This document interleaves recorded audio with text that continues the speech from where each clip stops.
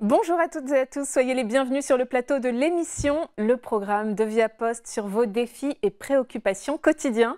Je suis ravie de vous retrouver pour ce nouveau numéro autour d'une thématique qui nous concerne, nous engage, nous implique toutes et tous dans nos vies, aussi bien personnelles que professionnelles.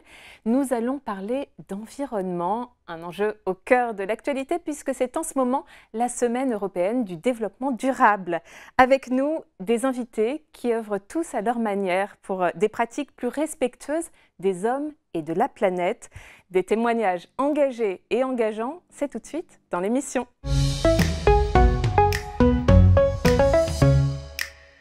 Et je suis ravie d'être entourée de 4 invités dont les visages ne vous sont certainement pas inconnus pour différentes raisons.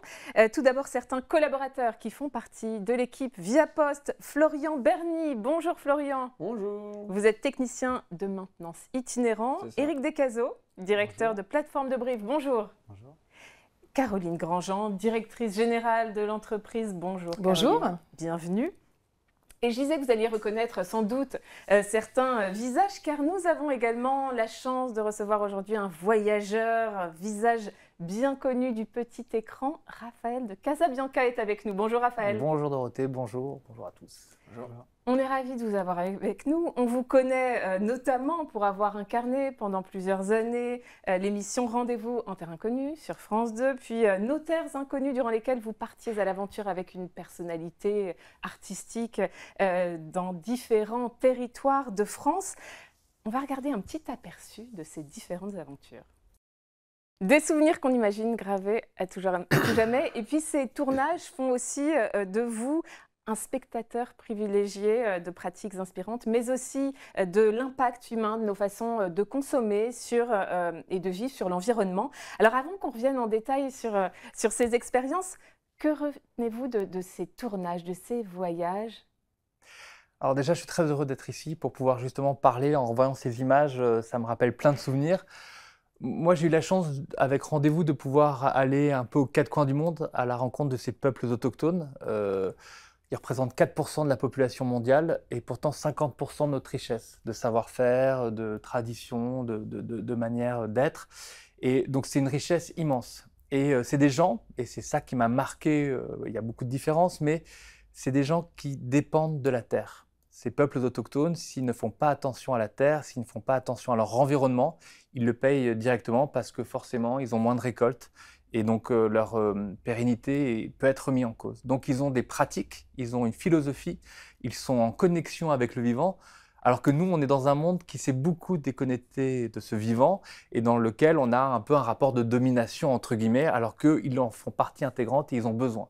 Donc c'est vraiment ce qui m'a bouleversé avec tous ces voyages, c'est de voir la richesse de ces communautés, qui sont une vraie richesse pour nous, qui sont aussi une manière de nous éclairer sur nous, ce qu'on est en train de faire et ce qu'on vit. Et puis, on est vraiment au cœur de l'humain, c'est-à-dire d'un point de vue humain, on dit n'ayez pas peur de la différence de l'autre, c'est le principe du voyage. Quand on est confronté à l'inconnu, on ne sait jamais vraiment ce qui va se passer, ce qui se passe. Et là, ça nous dit justement d'apprendre par cette différence. Alors aujourd'hui, on va parler environnement, mais l'idée n'est évidemment pas d'être dans le catastrophisme, mais plutôt de voir ce qui est testé ailleurs et peut-être s'en inspirer. Est-ce que vous avez des exemples d'initiatives vertueuses développées dans certaines régions et qui gagneraient à être dupliquées? Quelles sont celles qui vous ont marqué? Alors, moi, il y a eu un tournage que j'ai fait pour Nos terres inconnues à Ouessant. Ouessant, c'est une petite île à l'extrême ouest, c'est le point le plus à l'ouest de la France.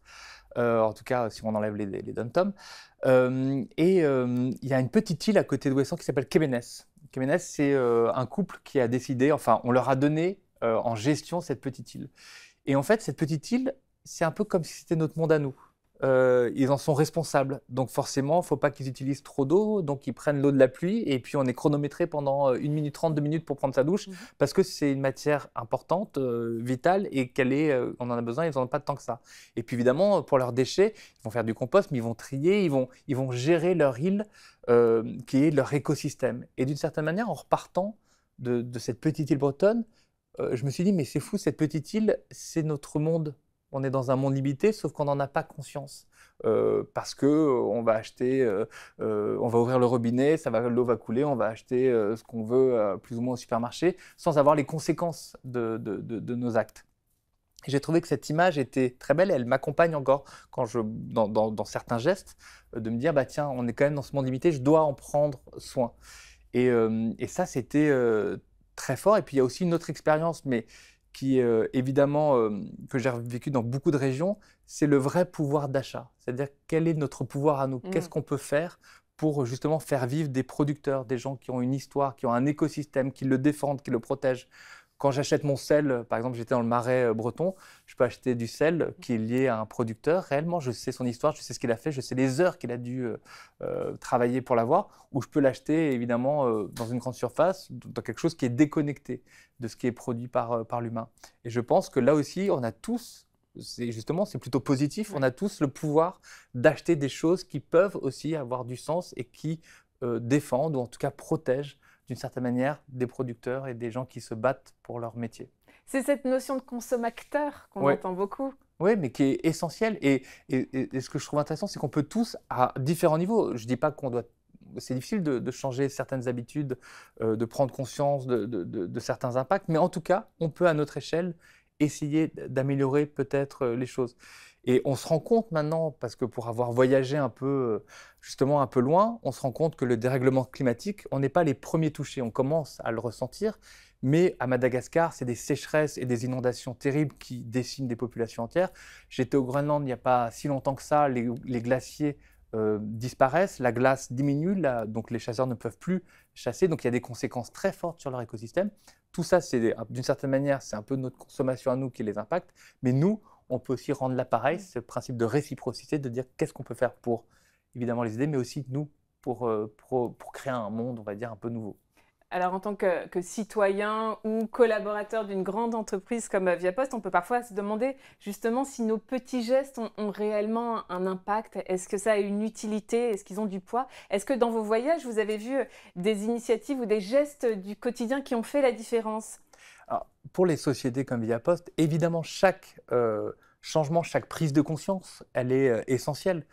Chacun à son niveau, dans les différentes sociétés ou même en tant que citoyen, on a notre place à prendre. Donc évidemment, moi, je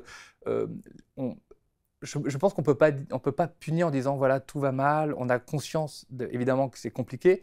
Mais ce qui est fantastique, ce qui est super, c'est que chacun, avec ses moyens, avec ses envies, peut changer, ne serait-ce qu'un tout petit peu son écosystème, faire un tout petit peu attention.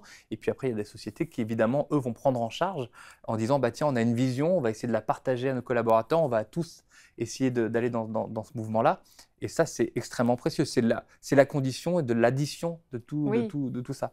Et quand on voyage, que ce soit dans le Jura, que ce soit dans le Kera aussi, qui est aussi des zones un peu isolées, on se rend compte qu'un peu comme ces peuples que je viens voir très loin, que leur écosystème, notamment vers Saint-Véran ou dans le Kera, dont ils dépendent, ou l'activité économique dépend, je parle des stations qui sont en train aussi de ski, qui ferment de temps en temps, où il faut se réinventer, où il y a aussi un biotope, un écosystème qu'il faut protéger. C'est ça qui est beau, c'est qu'il y a chez l'humain, il y a toujours une manière. Alors de temps en temps, on a besoin d'être face au mur, mais il y a toujours cette flamme qui dit comment on peut s'en sortir, qu'est-ce qu'on peut faire. Et je sens que c'est comme une traînée de poudre qui embrase un peu tout le monde et cette prise de conscience, plus elle est collective, plus elle est forte, quoi. Dans vos périples, vous croisez souvent différentes générations. Avez-vous constaté en France une évolution peut-être dans la manière dont les jeunes, mais aussi les plus âgés, se saisissent de ces questions environnementales? Moi, ce qui me frappe, c'est que maintenant, en tout cas pour les jeunes, c'est qu'il y a une autre manière de communiquer, beaucoup plus directe, où on passe par moins de canaux traditionnels et ils ont une créativité que je trouve assez exceptionnelle. Et donc, du coup, ils utilisent des outils que moi, je n'avais pas sur mes réseaux, sur ma manière, pour pouvoir passer des messages. Et avec aussi un sentiment, justement, on voit que dans le sens qu'ils veulent donner à leur métier, de plus en plus, ça fait partie des données. Moi, à l'époque, même quand je voyageais, je ne me posais pas la question de mon empreinte carbone, ce qui était un enjeu. Maintenant, évidemment, on se la pose. Donc, toutes ces questions qui sont arrivées, eh ben, ils ont une manière de la partager, de s'engager aussi, peut-être de temps en temps un peu radical, mais pourquoi pas, parce qu'il y a des choses qui doivent bouger. Mais en tout cas, je trouve ça intéressant. Et je vois bien dans les familles ou dans les réunions, cette génération qui a des idées un peu tranchées, en tout cas qui a des prises de conscience, va en parler à la génération au-dessus. Je ne sais pas comment ça se passe chez vous, mais de temps en temps, dans les déjeuners, dans les dîners, dans tout ce qu'on peut vivre, eh ben, il y a plein d'informations qui circulent. Et je vois bien, mes parents peuvent être un tout petit peu sur la retenue. C'est pas notre manière, la viande, par exemple, sur la consommation, sur plein d'autres choses. On est un peu perturbé. Mais d'un coup, il y a des choses qui se lient, qui se passent. Et puis petit à petit, les choses prennent du temps et ça avance. Donc, je trouve qu'il y a un élan, en tout cas, extrêmement positif et qui, d'une certaine manière, bah, ok, nous interroge aussi sur nos actes et sur notre consommation. Donc, je trouve ça super intéressant. Quand vous regardez ce qui se fait en France, qu'est-ce qui vous rend peut-être le plus optimiste sur ces questions d'environnement et sur l'avenir de notre planète? C'est l'humain. C'est que je crois sincèrement que en fait, je crois qu'il ne faut pas se faire. Il y a des chaînes en continu d'informations qui, évidemment, vont parler de choses négatives, parce que c'est ce qu'on retient et c'est ce qui est plus facile. Et c'est la construction de l'information qui est comme ça. Mais tout ça, d'une certaine manière, efface ou met de côté toutes les initiatives positives qui sont faites en France. Quand j'étais à Ouessant, dans le Jura, dans le Queyras, dans les Cévennes, il y a des hommes, des femmes, des générations qui se battent pour leur territoire, pour justement mieux consommer, pour avoir leurs propres outils. Il y a beaucoup de néo-ruraux qui retournent d'une certaine manière aussi à la campagne pour proposer d'autres choses.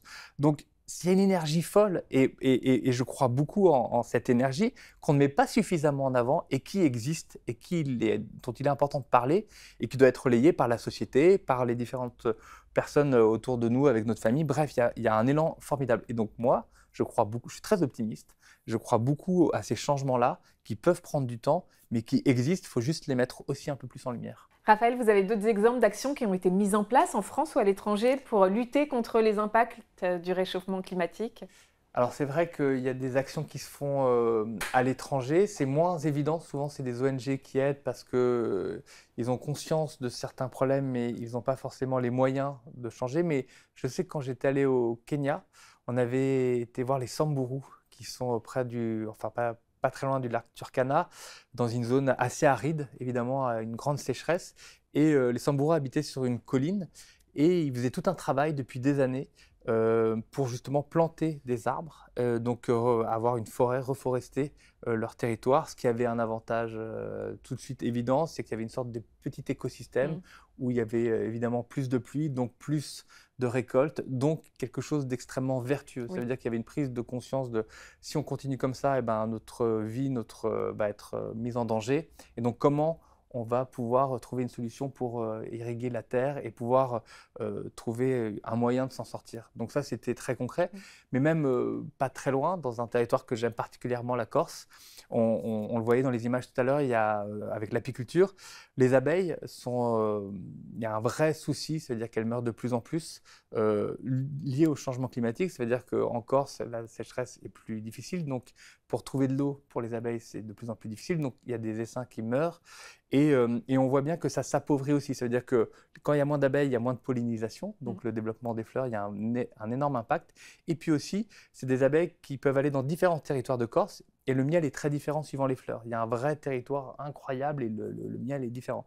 Et il se trouve que justement le fait d'avoir moins d'abeilles qui peuvent moins se déplacer, d'avoir moins de sources d'eau, les abeilles se déplacent moins. Donc c'est un type de miel alors qu'il y en avait beaucoup plus avant. Et il y a un appauvrissement d'une certaine manière du miel. Donc à plein de niveaux différents.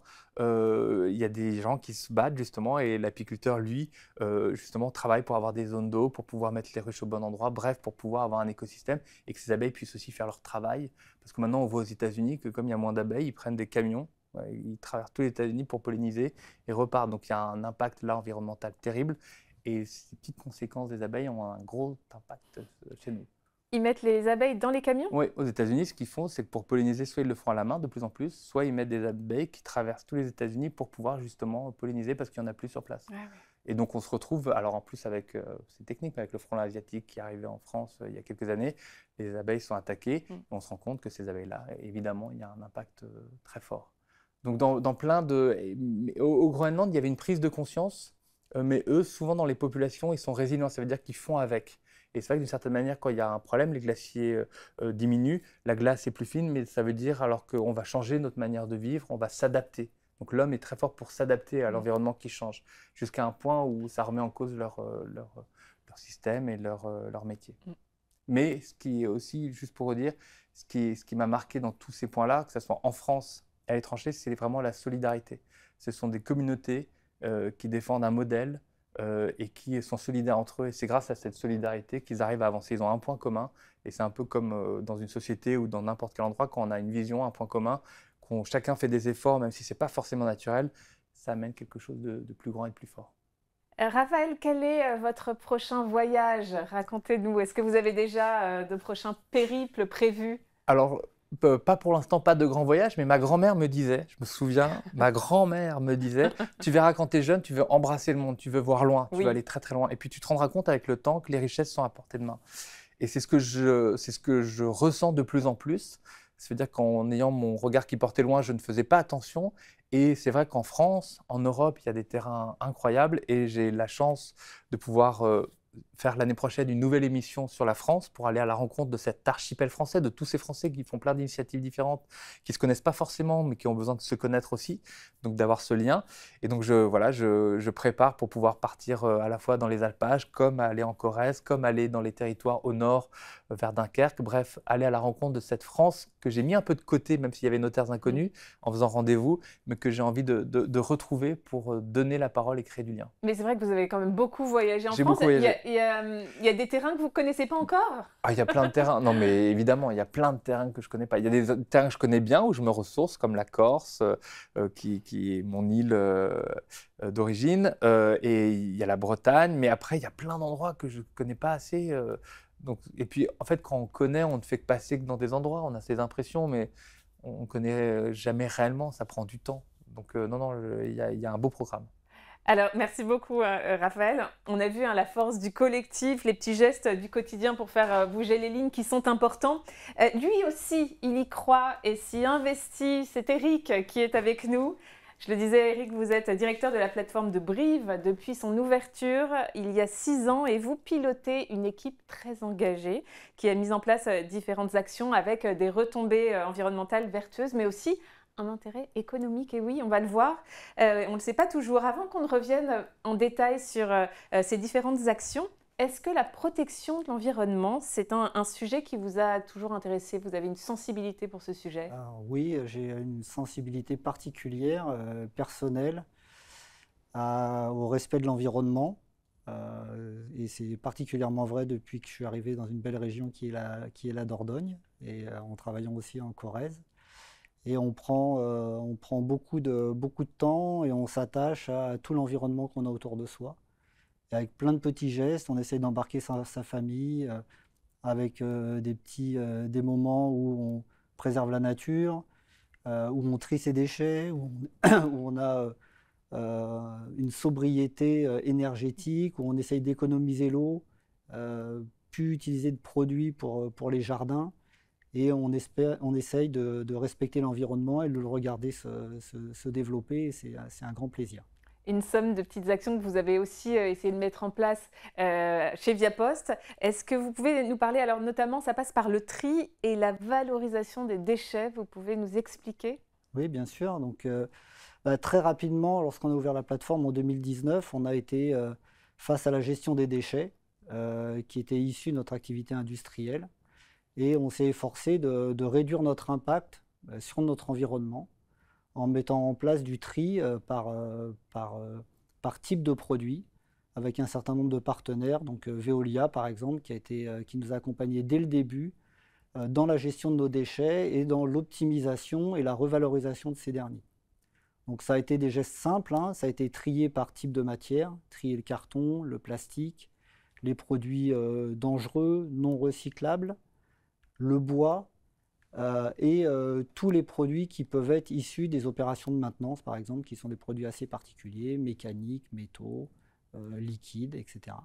Et donc vous avez fait appel à ces partenaires locaux, oui, notamment? tout à fait. Donc Veolia sur la partie locale, mais aussi Limoges Palette, qui est une entreprise qui nous a permis de revaloriser les centaines, voire les milliers de palettes qu'on récupérait au fil des mois. Puisqu'au départ, la seule solution qu'on avait, c'était la destruction, et c'était un énorme gâchis économique et environnemental.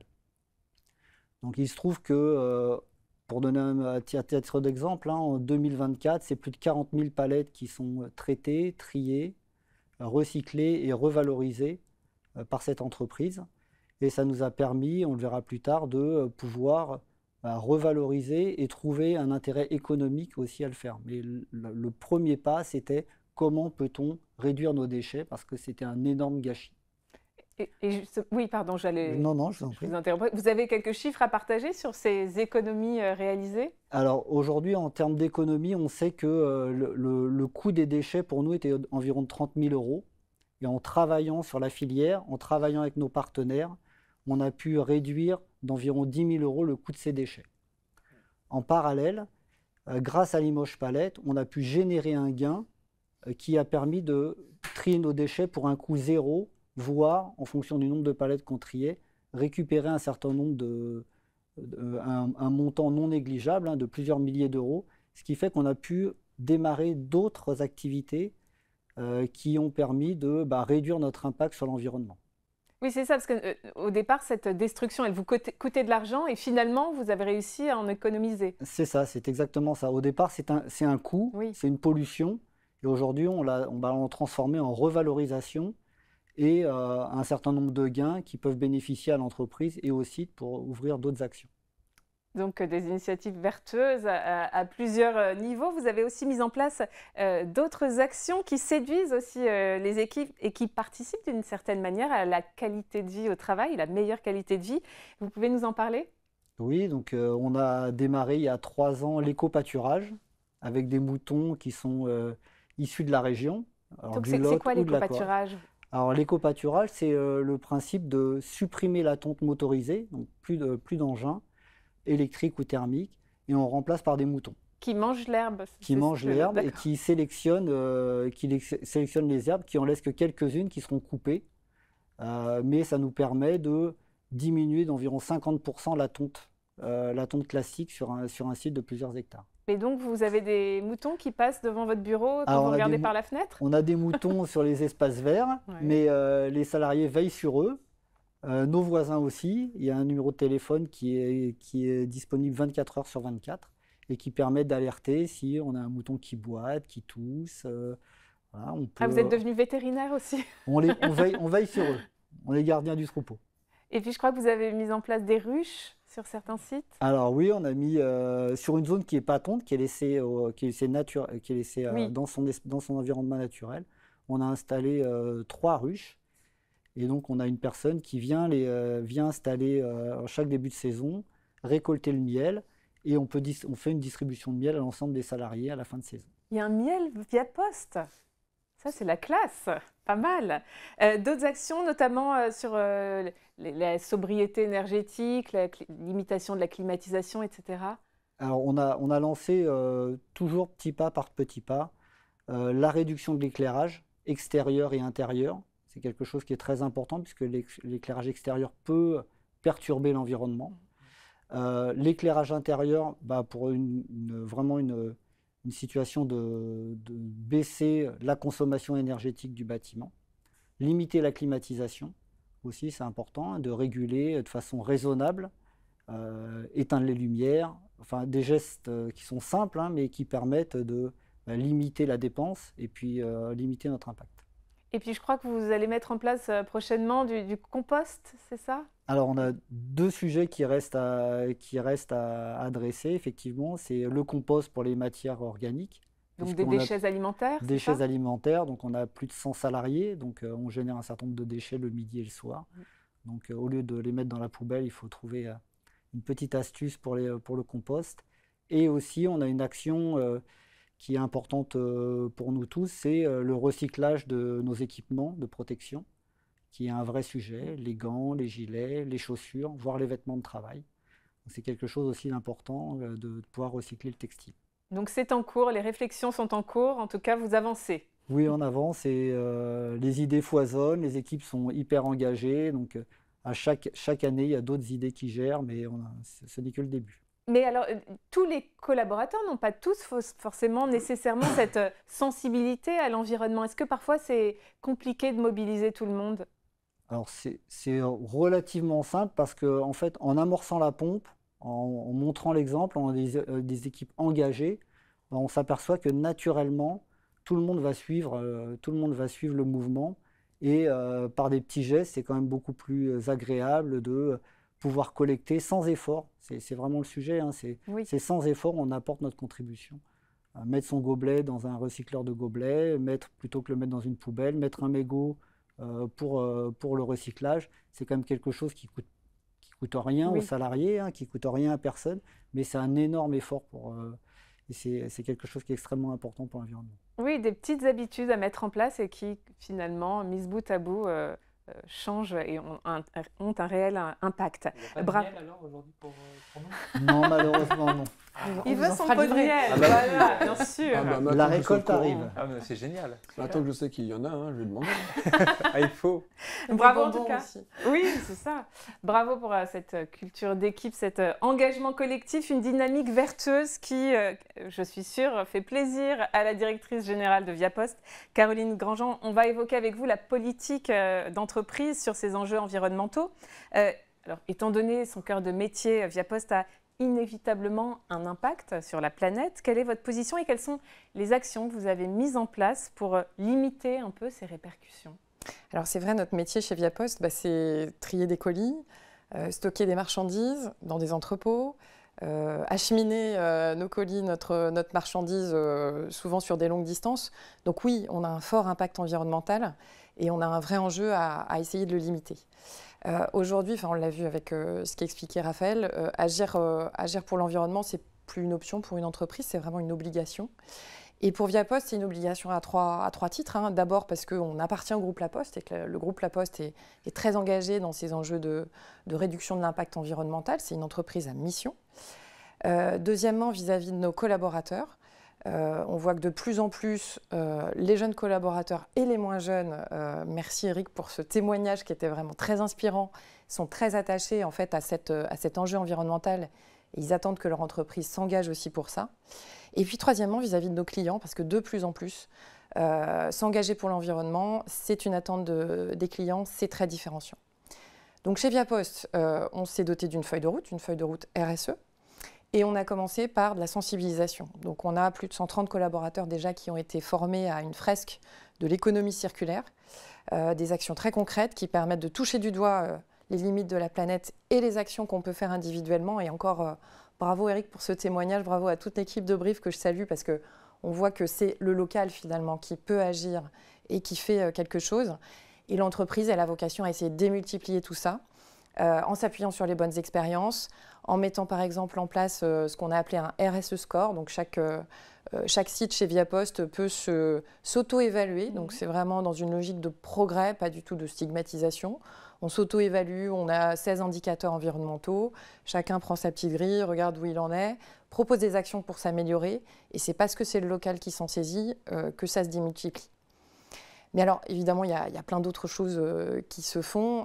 J'ai parlé du transport. Le transport chez Viapost, c'est une source très importante d'émissions de CO2, de dioxyde de carbone. Il y a une première action pour limiter cette empreinte-là, qui est des plans de transport qu'on essaye d'optimiser au maximum pour réduire, et c'est chaque année des milliers de kilomètres qui sont évités grâce aux équipes qui conçoivent le transport au plus juste. Des kilomètres évités, c'est du CO2 évité et c'est aussi des euros économisés. La deuxième action, c'est tout ce qu'on fait en matière de décarbonation, en partenariat avec les transporteurs, puisque on a un objectif cette année de 13% de kilomètres décarbonés, donc souvent avec du biogaz, parfois de l'électrique. Et on est déjà, et ça c'est une très bonne nouvelle, et c'est vraiment encore bravo aux équipes qui poussent et aux transporteurs qui suivent, on est déjà à 18% cette année de kilomètres décarbonés dans le transport. Voilà, et puis il y a encore plein d'autres actions, le recyclage des déchets, la gestion du bâtiment, énergie, mais voilà, ça prendrait trop de temps de tout détailler aujourd'hui. Des vêtements également aussi dont on parlait. Recyclage des vêtements, Ouais. absolument, ça on en parlera très bientôt, mais on est en train de retravailler sur un recyclage de tous nos vêtements de travail. C'est une obligation réglementaire, mais on le met en place avec beaucoup de cœur et au sein du groupe La Poste en plus. Viapost en mouvement donc, on l'a compris, un mouvement et une énergie qui viennent également des collaborateurs eux-mêmes, on l'a vu avec Eric, mais également avec Florian qui est avec nous. Rebonjour Florian. Ouais, bonjour. Vous êtes technicien de maintenance chez Viapost depuis 4 ans, vous vous déplacez en Île-de-France et un peu plus loin parfois, et vous menez des actions aussi bien dans votre vie personnelle que au sein de Viapost. On va y revenir, mais avant cela, en préparant cet échange, vous m'avez fait découvrir un hobby, voire une passion que je ne connaissais absolument pas. Il s'agit de la pêche à l'aimant. Qu'est-ce Tout à que fait. c'est? Tout à fait, la pêche à l'aimant, pour ceux qui ne connaissent pas, c'est un peu comme de la pêche normale, traditionnelle, sauf qu'en fait, la particularité, c'est que vous remontez des matériaux ferreux, tout le temps, tout le temps. Donc, ça peut valoir du petit clou à des trouvailles plutôt extraordinaires. Ça dépend de où on va et de ce qu'on fait avec, quoi. Et vous êtes venu avec votre outil, votre accessoire, Un des outils quand même. un des outils essentiels, à savoir l'aimant. Vous pouvez nous montrer à quoi ça Oui, ressemble? oui. Bah là, j'ai préféré prendre le Hinton 6 pour justement montrer à peu près comme quoi faut comprendre ce qu'on pêche avec l'aimant. Donc c'est tout simplement une corde avec un aimant, Oui. sauf qu'après, en fonction de la capacité de l'aimant, permet de remonter plus ou moins des gros objets qui n'ont rien à faire dans l'eau déjà. Parce que justement, l'eau est conçue pour être propre et pas être remplie de saleté, de toutes sortes de résidus qui n'ont rien à faire là. Et puis en plus de ça, en plus de l'activité, comment dire, en plus de l'activité plaisir, on dépollue. Donc en plus, on fait un impact sur l'environnement qu'on permet de retirer la ferraille, sensibiliser beaucoup de personnes qui passent à ce moment-là et qui voient que ça n'a rien à faire dans l'eau. Et... On voit quelques images de vous en train de pratiquer la pêche à l'aimant. Voilà, on va en voir plusieurs. Par curiosité, quelle est la trouvaille peut-être la plus insolite que vous ayez remontée? Une moto Triumph que j'ai remontée. Belle pêche! Ah oui, on était pas loin de 10 collaborateurs pour la remonter. Beaucoup de treuil, on a mis toute une journée. Mais Avec une petite corde comme ça? oui, bon, après, on avait plusieurs aimants, plusieurs grappins, il y avait des terres forts. On était équipés pour ça. Le truc, c'est qu'il faut savoir que dans la pêche à l'aimant, quand on est tout seul, effectivement, on peut tomber sur des trouvailles. Mais le fait d'être avec plusieurs personnes, ça permet d'avoir un peu de l'entraide, être sociable. Et puis en même temps, c'est une passion qu'il faut découvrir à plusieurs. Vous connaissiez, Raphaël, vous avez déjà entendu parler de la pêche à l'aimant? Alors j'en avais entendu parler, mais j'avais jamais rencontré une personne qui le faisait. Et je trouvais ça, on a un peu discuté avant, et je trouvais ça super intéressant parce que oui, il y a une manière de dépolluer, il y a une manière d'être ensemble. Donc comme tu dis, c'est quand même quelque chose qu'on partage, il y a une passion. Convivial. Et puis après, il y a ce côté un peu... Oui, chercheur d'or. Ouais, moi ça me fait penser, qu'est-ce que je vais découvrir? Est-ce qu'il y a un trésor? Est-ce qu'il y a déjà eu des trésors d'ailleurs qui ont été trouvés? Ah oui, on a déjà remonté des coffres-forts. Voilà. J'ai eu des amis à moi Et qui vous êtes ont... reparti avec ce qu'il y avait à l'intérieur? Après, il y a quand même Vous un êtes bon trop sens. honnête. C'est ça. Enfin, Ah, pour ma c'est ça. part et mes Vous êtes amis, trop on est honnête. plutôt trop honnêtes. On préfère directement qu'on monte sur un coffre-fort. Par exemple, on a remonté un coffre-fort au début de mes pêches à l'aimant qui appartenait à une personne. On a dû l'ouvrir pour voir à qui appartenait. Et effectivement, cette personne s'est fait cambrioler, avait perdu ce coffre-fort qui lui avait des objets de valeur qui lui tenaient à cœur. Et du coup, on a fait en sorte de pouvoir le lui rendre. Elle était heureuse, ça a permis de nous faire une bonne action. Oui. En plus de ça, elle a pu retrouver effectivement des objets de valeur qui lui tenaient sûrement à cœur. Nous, d'un côté, le fait de remonter ces objets-là, c'est un peu, comme vous l'avez dit, chasse au trésor. C'est pas vraiment, on sent au bout de l'aimant qu'on a quelque chose, mais ça peut être aussi bien une barre de ferraille. Ça mord. C'est ça, ça mord tout le temps. Mais après, c'est pour ça que des fois, il y a des objets qu'on ne peut ne pas remonter, comme une moto. Remonter une moto toute seule, bonne chance. Mais du coup, le fait qu'on remonte à plusieurs, le côté, comme je vous ai dit, le côté travail d'équipe, on sympathise, on se retrouve, on fait découvrir à d'autres personnes qui passent dans le coin, qui veulent s'initier. Du coup, ça prend encore plus de l'ampleur, on devient plus nombreux, les personnes se renseignent. Et en fait, à force, c'est en train de faire un effet de boule de neige. Et c'est en train de tout le monde prendre conscience que, comme quoi, la pêche à l'aimant peut être une bonne idée pour justement dépolluer des cours d'eau. Parce que dans les cours d'eau, effectivement, même si on voit... par exemple, sur les bords des routes, des papiers, des trucs qui n'ont rien à faire. Dans l'eau, c'est pas parce que l'eau, on ne voit pas ce qu'il y a au fond, qu'elle n'est pas polluée. Donc la preuve, et nous, en fait, à travers ça, on essaie de montrer justement que même dans l'eau, il y a de la pollution invisible. Donc une activité, on l'a compris, qui allie plaisir, utilité publique, environnementale. Et puis, vous arrivez également d'organiser des sessions de dépollution dans la rue, justement. Oui. On a des images. Oui.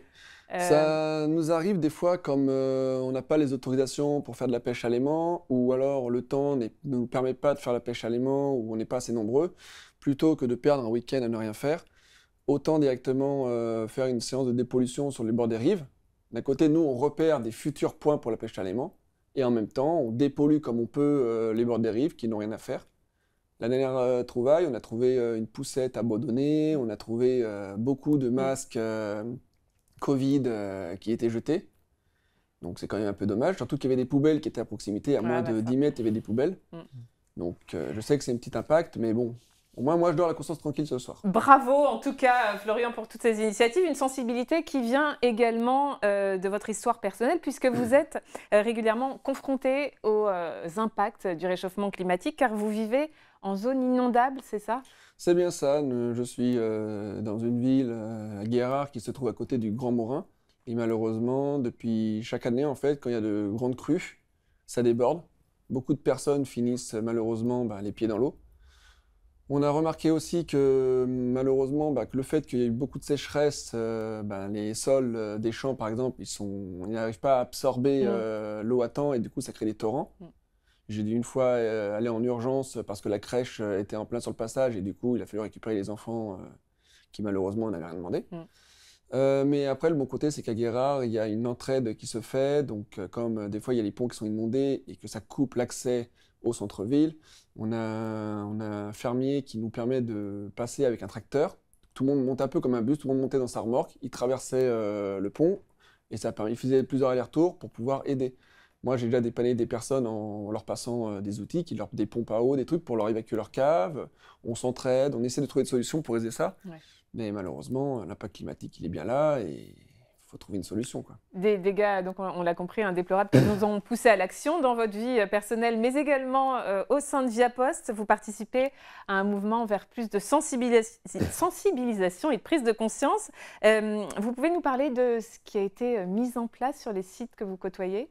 Maintenant, j'ai remarqué que sur les sites dans lesquels j'ai souvent tendance à intervenir, ils ont mis, à l'époque, il y avait des distributeurs avec des gobelets en plastique. Ça a été remplacé par des gobelets en carton, plus une poubelle à côté destinée pour justement jeter les gobelets en carton dedans pour que ce soit recyclé.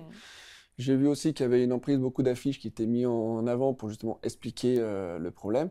À Logne, ils sont en train de justement, j'ai vu que sur le parking, ils commencent à plus favoriser les personnes qui viennent en vélo. Ils ont tendance à créer des bornes de parking, des bornes électriques pour les voitures électriques. Ils commencent à créer des carburants biogaz. Bref, ils sont en train vraiment de prendre un impact qui se voit sur plusieurs sites. J'ai aussi remarqué que sur certains sites, il y avait aussi des collaborateurs comme les distributeurs pour les machines à café, qui justement propose de ne payer moins cher le café si on a notre propre gobelet. Donc en fait, il y a des gobelets maintenant qu'on peut réutiliser, et du coup, on demande à la machine qu'on ait le gobelet, et en fait, on paye 10 centimes de moins. Certes, c'est pas beaucoup à l'échelle d'une personne, mais à l'échelle humaine, ça fait quand même en une journée beaucoup de gobelets économisés. Après, comme j'ai vu à Gonesse que justement, vous aviez le système des moutons, ils ont les systèmes de moutons, je me posais une question s'ils étaient égarés ou quoi. Bon, maintenant, j'ai ma réponse. Et du coup, c'est le fait que tout le monde commence à sensibiliser, qu'on impacte sur l'environnement, qu'on montre justement que finalement, c'est ce qu'on va laisser à notre génération. Donc, autant essayer de faire en sorte que les générations futures puissent avoir un environnement propre, plutôt que de leur laisser une galère qu'ils vont devoir trouver des solutions si on peut éviter les catastrophes. Parce que ça va de pire en pire. Vous avez vraiment l'impression que les mentalités évoluent ou certaines mauvaises habitudes ont la peau dure? Il y a certains anciens que je ne citerai pas le nom pour ne pas me faire taper dessus. Oui, on va éviter. Ils ont tendance à avoir des anciennes habitudes. Bon, après, on est là pour les réprimander, donc ils finissent par le faire en râlant, mais ils comprennent aussi pourquoi c'est important. Mais la génération, j'ai remarqué que les générations futures ont tendance à plus s'investir, plus à se rendre compte qu'en fait, finalement, c'est leur patrimoine qu'on leur laisse. Et du coup, forcément, ils commencent à riposter en trouvant des solutions. Et je pense que si on continue sur cette lancée, ça va finir par, espérons, prendre une ampleur assez importante et résoudre comme on peut au maximum, quoi. Merci beaucoup Florian pour le partage de cette expérience. On a face à nous des collaborateurs motivés, engagés, qui le prouvent au quotidien. L'engagement RSE de Viapost, il se traduit aussi par l'accompagnement que vous proposez aux équipes. Caroline, vous pouvez nous en dire quelques mots ? D'abord, je voudrais saluer l'engagement et la passion de Florian, parce qu'effectivement, je connaissais un peu la pêche à l'aimant, mais je n'avais jamais vu d'aimant et j'en avais jamais entendu parler avec Vous autant pratiquez de passion. Pas personnellement, Pas mais je vais peut-être m'y mettre. J'habite pas très loin de la Seine, je vais tenter. Alors, effectivement, je voudrais rebondir sur ce qui a été dit aussi sur les impacts climatiques. Parce qu'effectivement, le changement climatique, il existe, il est déjà là, il est là, y compris en France, ça a été dit tout à l'heure. Et chez Viapost, ça se traduit notamment par des impacts forts quand on a des fortes chaleurs, par exemple. Cet été, on a encore eu des canicules importantes. On a des collaborateurs qui travaillent dans des entrepôts qui ne sont pas toujours très bien isolés, qui vont charger des camions qui ont été parfois laissés en pleine chaleur. Donc on a une vraie responsabilité d'entreprise pour les accompagner. Alors pour l'instant, on n'a pas encore la solution miracle, on fait des tests. On teste des gilets rafraîchissants avec plusieurs techniques, de l'eau, des petits ventilateurs. On n'a pas encore trouvé la meilleure formule, mais on cherche à s'améliorer là-dessus. On travaille aussi sur la partie bâtimentaire. Comment est-ce qu'on peut améliorer les systèmes de brumisation, de ventilation? Comment est-ce qu'on peut mieux isoler? On a un gros programme d'investissement sur un des sites dont on est propriétaire dans le sud de Paris pour justement améliorer l'isolation thermique du bâtiment et donc le confort de nos collaborateurs l'été comme l'hiver. Donc il y a un vrai enjeu sur ces accompagnements effectivement au changement climatique. On a compris cet éventail assez large des actions. Si on regarde vers l'avenir, quelles sont vos ambitions pour l'entreprise et quel est votre axe de pilotage de cette démarche environnementale? Alors on a parlé de la feuille de route RSE qui est déjà un super cadre pour emmener tout le monde dans la même direction, mais on a envie d'aller encore un peu plus loin. Donc là on va se lancer dans une démarche de certification ISO 14001, donc qui est la certification officielle environnementale. On l'a déjà ce label pour le transport. Là, on va le faire pour l'activité industrielle de Viapost. Là, maintenant, c'est en cours. Et pourquoi cette certification? D'abord parce que ça nous donne un cadre. Ça permet de veiller à ce qu'on soit conforme sur le plan réglementaire. Mais ça permet aussi d'aller au-delà, parce qu'on voit l'environnement, ce n'est pas uniquement la pression réglementaire qui doit nous faire agir. Il faut pouvoir investir pour s'améliorer demain.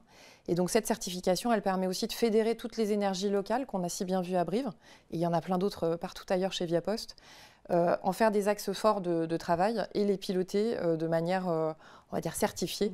Ce qui permet d'avoir un label qui sécurise nos clients sur le fait qu'on est vraiment bon sur le plan environnemental et puis qui donne aussi une source de motivation et de fierté pour les équipes parce qu'on regarde tous dans la même direction, on a tous un objectif, des indicateurs et ça sans annihiler toutes les initiatives locales qui, je le répète, sont vraiment essentielles sur ce genre de thème, permet aussi d'avoir quelque chose qui se démultiplie et qui s'amplifie pour Viapost.